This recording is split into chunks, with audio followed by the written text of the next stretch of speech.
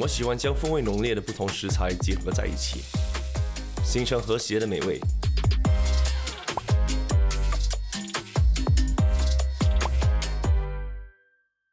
Hi guys, so this is the chargrilled ribeye, served with the rendang of durian. 享受美食是人体多种感官的全方体验和冒险。它越带咸，越带有点香气。我觉得很特别。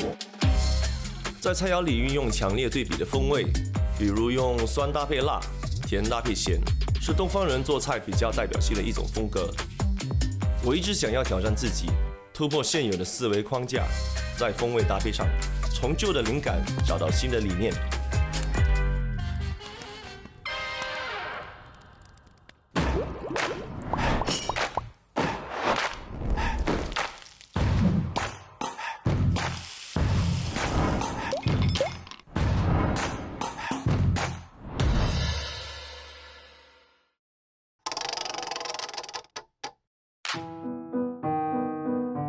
说起呛腥味的美食，除了榴莲，你还会想到什么呢？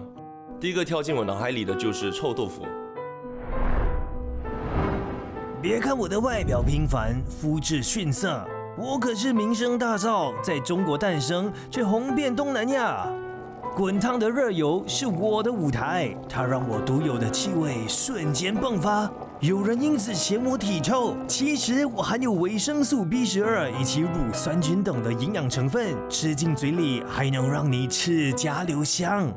我就是流传百年、臭极而香的臭豆腐。甜味、酸味、辣味都是我们喜欢的味道，而苦味、涩味、呛腥味等等的怪味，却是大家难以接受的。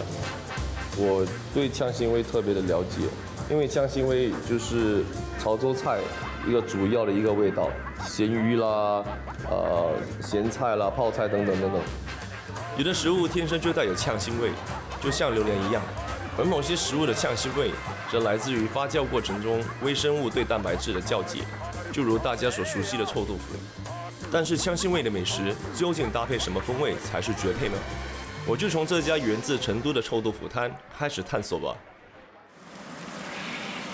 这就是我们前辈传下来的手艺，那个时候成都叫少城，所以我们有一个名字叫少城臭豆腐。童年的味道，记忆中的成都美食，促使涂静飞延续曾祖父流传下来的手艺，在遥远的赤道制作售卖涂家的臭豆腐。我希望透过这次的探索，打破常规，利用呛腥味创造一道令大家意想不到的菜肴。谢谢。不客气。通常我们的客人都是先吃干的，再吃湿的。OK。那个味道跟传统的臭豆腐不一样，其实是个比较甜的。因为我们是纯植物发酵，所以它可以发酵出这个，你吃到以后臭了以后，它带一点尾香。整个豆腐的那个香气还有那个味道，其实很清晰。对对。我那独特的呛腥味，简单来说就是我体内的蛋白质在发酵的过程里产生了硫化合物，而硫化合物就会产生一股像臭蛋一样刺鼻的气味，而在蛋白质分解之后，就会产生氨基酸，也就是味精和鸡精的主要成分之一。所以你把我送入口中，就会发觉我闻着臭，吃着香。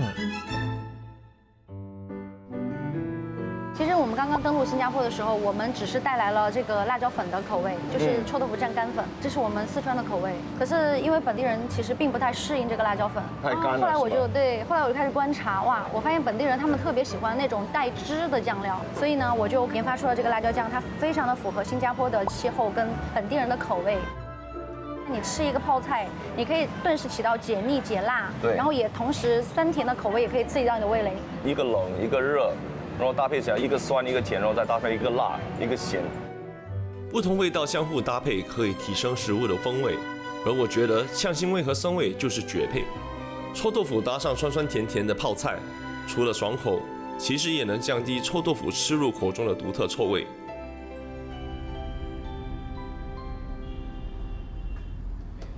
食物的风味只有大约20%来自于味觉和口感。其余的80%则来自食物的香气，而气味可以经由学习产生习惯。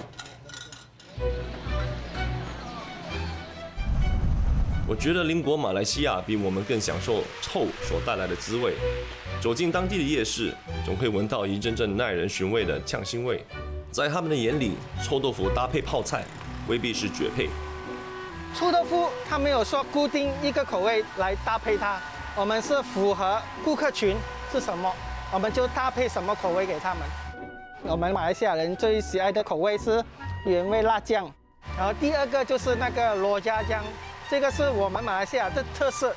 罗家酱可以掩盖那个臭豆腐的味道，然后吃起来你就可以很容易接受那个臭豆腐了。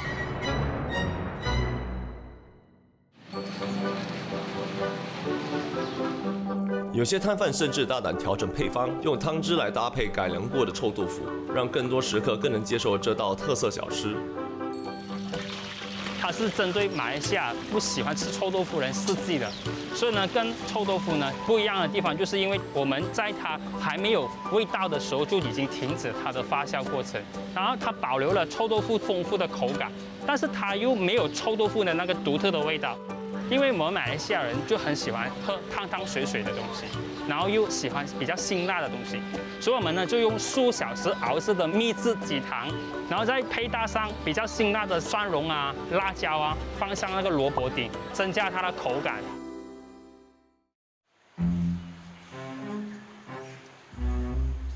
多数臭味美食的呛腥味都来自于发酵。我觉得古人非常聪明，居然能想出这么复杂的发酵技术和方法来保存和准备食物。我的朋友鼎杰应该是我认识的朋友当中对发酵最为痴迷也最有研究的一位。发酵食品有很多不一样的，但是它们的原理、它们的科学，通常是全部是一样 all the same， 对的。这是黄豆米粥，这是 tempeh 米粥。这 tempeh 米粥是看起来颜色会比较深，味道也是比较重啊比较重。为什么想到用这个tempeh来发酵呢？我们就是跟日本人学的，他们是用黄豆来发酵这个米粥。我就觉得，tempeh也是用黄豆来发酵的，不如我们是用tempeh。可是这个有点带一点，比较算是有点尾端有带一点甜。这就是泡进卤水的臭豆腐。So traditionally, it's fermented over 6 months, 12 months. So we want to speed up the process of fermentation, right? So here we are using a lot of umami-rich ingredients: amaranth greens, shiitake, koji, tempeh, and we have the tofu here that's been sitting overnight. So we also have some dry fermented tofu. Dry ones, okay. 我认为发酵的迷人之处就是在过程中，风味及物质产生变化后的无数可能性，同时又创造出风味独特的食品。就像这块用天贝菌粉发酵的毛豆腐，这有2种颜色。对 ，after 3 days of fermentation, so it grows this hair, and it turns black. So this is still young and this is overnight. 所以它变黑是因为是这个是自然的发酵过程才变成黑色吗？还是？对 ，as it over ferments, the tempeh mold turns black. When we do the dry ferment, we see that it's funkier, it's more complex. What we want to do is to try and marry both to get the complexity as well as the depth of flavor from the 卤水。在高温油炸下，我身上某些臭味小分子物质就会挥发掉，我体内的氨基酸与糖类也会发生美拉德反应，所以我的臭味减轻了，香味则得到了进一步的提升。Yam paste is very starchy, so it has a lot of sweetness, which I think goes very well with the complexity and the funkiness of 臭豆腐。根据西方的食物搭配理念，食材要搭配得宜，就要找到它们共同拥有的关键香气。所谓的关键香气，指的就是主宰食物香气的气味。让我意外的是，鼎杰运用简单的科学原理，就想出了芋泥与臭豆腐这个创新的搭配。There you go, onion and 臭豆腐。Okay, let's try.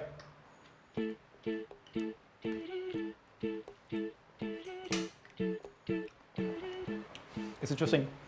It's more sour than you thought it would be. 也是不错的。我就是觉得 OK， 如果那个oni 它是稍微甜一点，然后那个脂肪可能多点，可能加一些什么，好像其他的是椰浆什么的。可是豆腐其实臭味没有了嘞。是在还没有跟 DJ 聊之前，我是觉得呛腥味最好的搭配一直都是酸味。可是 DJ 它的搭配就是拿臭豆腐来配这个芋泥，就是个甜甜的芋泥。那这个呛腥味呢，也是开始被减弱了很多。所以对我来讲说，这个是很新的一个发现啊。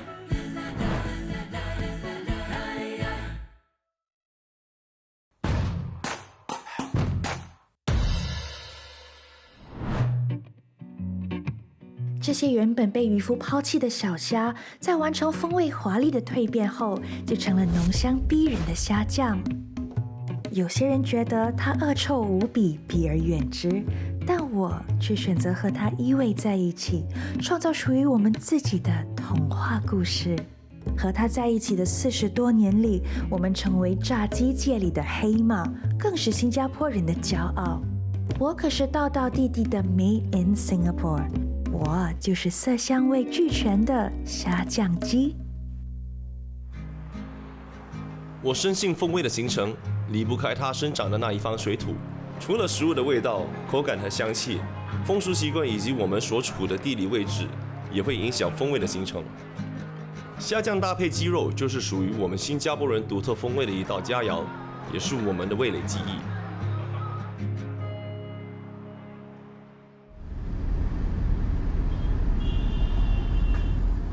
对这个虾酱鸡啊，我的回忆就是小时候我7岁的时候就已经在黄埔巴沙帮我爸爸妈妈了。那时我还很小，我只会洗碗而已。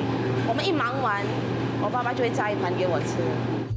我体内含有丰富的蛋白质，还有些游离的氨基酸和肌酐酸，这也是我鲜味的来源。因此，我跟虾酱的咸臭鲜香就是个绝配。我们一浸泡在热油里，就会在风味上达到美味的另一高峰。我外酥里嫩的口感，让你吃起来欲罢不能。你觉得你们家的虾酱鸡有什么特别之处吗？特别的就是我们用姜汁来 balance 掉那个虾酱的腥味，所以它会有一种新加坡人喜欢的一种臭，可是又不会太过分的臭，又好吃又会上瘾。来，鸡好了。哎耶！哇，颜色很漂亮。呀，我爸爸就选择用那个 meat joint 而已。有什么特别的原因吗？因为 meat joint 的部分那个肉的味道会比较重啊，对，然后就we make sure that 我们的肉有虾酱的味道，我们的粉也是有虾酱的味道，所以客人一咬下去的时候都是完完整整都是那个虾酱的味道。对。这个皮呢，真是特别的酥脆啊，它的那个虾酱的那个味道其实挺强的，很鲜，很鲜。鲜对吗？口感是人们品尝肉食最讲究的条件之一，而酥脆可口的炸鸡可能是各种油炸食品中的领头羊，很少人能抗拒它的魅力。谁能想到在炸鸡的调料里加入虾酱这一味，就让鸡肉这个口味大众化的食材拥有了非比寻常的诱人风味。那我很好奇，当猪肉碰上虾酱，在风味上也能达到同样的效果吗？那你当初为什么会选择要用这个猪肉来配这个虾酱呢？我们用猪肉，因为它吸收的比较好那个酱料。你看这个 cut 是3层肉，对，3层肉有皮，有肥，跟有瘦肉，所以吃起来口感特别爽口。最难抓的就是那个虾酱跟猪肉的 balancing， 这个虾酱很重的味道，又很咸。我们就是要研究，好像1公斤多少虾酱。华语名我们叫做佛跳楼，对，英文名就是 Oriental Bacon， 对。将我们熟悉且喜欢的味道与创新风味重复搭配，有助于我们学习爱上新的风味。甜，这种大众普遍喜爱的味道，就是让食客接受新风味的最佳推手。Eldon 深知其道，利用甜酱与辣椒酱来搭配虾酱3层肉，入口时的浓香风味让食客趋之若鹜。我要你是一个没有蘸酱的，连多一个蘸酱的，脆爽口。其实很奇怪，就是它的那个虾酱的那个味道是比较淡一点点。我们就是特地要做不要太呛的味道，因为我们这里也是有老外来捧场这个，所以我们要慢慢的给他们知道新加坡菜是什么样的口味。我们在蘸这个酱，所以这个酱里好像有2种酱是吗？对，所以一个是甜酱，一个是辣椒酱。辣椒酱啊。对，我出了这个甜酱啊，因为有些客人会觉得太重的口味，所以这个甜酱会饿掉它的味道。这个甜酱也不是完完全全的甜，它是有点带一点酸。对，辣酱跟甜酱的完美组合，搭配虾酱3层肉食用，不会喧宾夺主，反而能够融入虾酱的香气与3层肉的油脂结为一体，产生意想不到的滋味。因为很奇怪，就是我的厨房我们也做很多发酵的东西，然后好像自己的酱青啦、醋啦等等。可是我从来没有想过要用虾酱，因为我觉得虾酱本身是好像重啦，很抢风头，你知道吗？好像你加下去的话，你要配搭其他的那些食材，你要想的比较多。对，好像我们讲到榴莲呢，蛮多人都不能接受。可是现在你把榴莲放在冰淇淋、放在蛋糕，人慢慢人就可以接受了，因为它那个味道会比较低调，对，没有那么呛。所以呛腥味这种风味呢，是可以经过时间慢慢的学习，慢慢的体验，然后可能慢慢的会爱上它，对吗？对，我那个180赞成。Cheers。的确，只要在新的组合当中有一种风味被接受，那么其他风味也会渐渐受食客喜爱。或许我能用呛腥味来搭配一个大家都能接受的风味，比如甜味或者咸味。不管这道菜是汤还是甜品，我应该都能设计出一道让人惊艳的创新菜。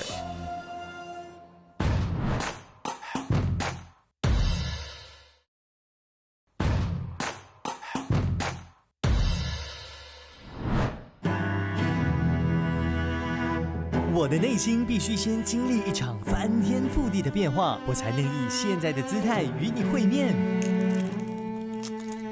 你们看，我身上这美丽的松花，就是我努力的结晶。我奇特的色泽、又滑又黏的口感，以及略带刺鼻的呛腥味，让爱我的人为我深深着迷。但最懂我的，仍是对我不离不弃的酸姜。他总是在最关键的时候挺身而出，维护我，所以人们都亲切地称我们为皮蛋酸姜。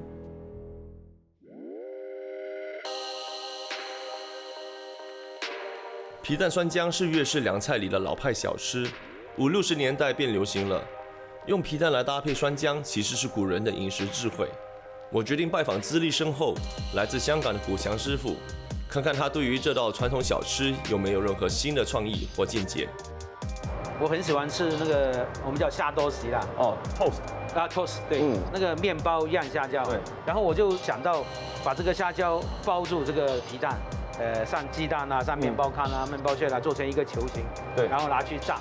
这个虾它有它的爽口，那个皮蛋它本身有一个软软 Q Q 的啊，两个摆在一起又有虾的爽口。所以这是以口感的方向来去想。对。像我这样做法的话，你不喜欢吃皮蛋的人，你会慢慢喜欢，慢慢会喜欢，对，慢慢会喜欢。自从发明了这道菜，很多洋人啊、外国人啊，他们也很喜欢吃。他们一般喝酒的时候、配酒的时候，他们就喜欢这道菜。外国人大多对我有所偏见，因为我标志性的气味就是由硫化氢和氨组成，这让他们联想起鸡蛋腐败以及厕所所散发出来的恶臭味。但是很多吃货就是冲着我这味道而来。这个酸姜其实是有点像这个日本式的那种酸姜啊，这个其实一样对吗？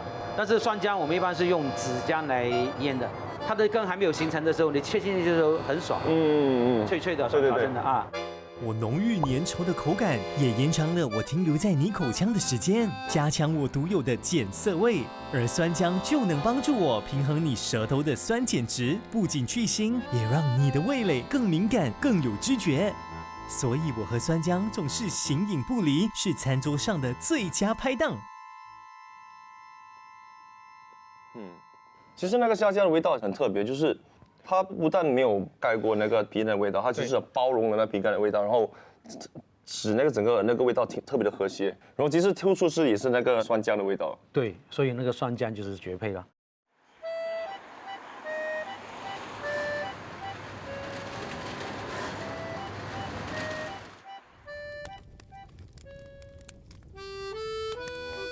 这次的探索，我得到最大的启发来自于鼎杰制作的芋泥臭豆腐。这道菜打破了传统的思维，让我领悟到呛腥味不一定要搭配酸味，其实搭配甜味也能创造出意想不到的美味。所以我决定挑战自己，利用呛腥味来制作一道创新的甜点。为了挑战我自己对这个呛腥味的掌控，我决定把它做成一道虾酱鸡口味的一个雪糕。虾酱是一个很特别中式的一个材料，然后雪糕是一个非常西式的一个料理。如果它的这个完成品能驯服一个外国人尝试我们吃这个虾酱，你又觉得好吃的话，我觉得我成功了咯。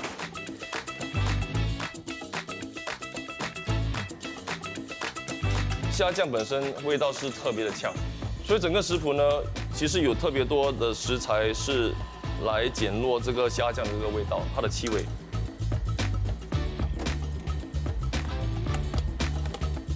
我们在吃虾酱鸡的时候，一直都是配搭一个酸酸甜甜的辣椒酱，所以我也是同样的在做一个酸酸甜甜的一个雪糕酱，来搭配这个虾酱鸡口味的雪糕。其实我回头想想，香腥味与甜味的这个搭配一直都存在着。例如撒上糖的辣椒鱿鱼，以及马来滩经常售卖的脆炸美人鱼。所以只要我们留意身边的人事物，或许就会从旧的灵感找到新的理念，创造出别具一格的风味佳肴。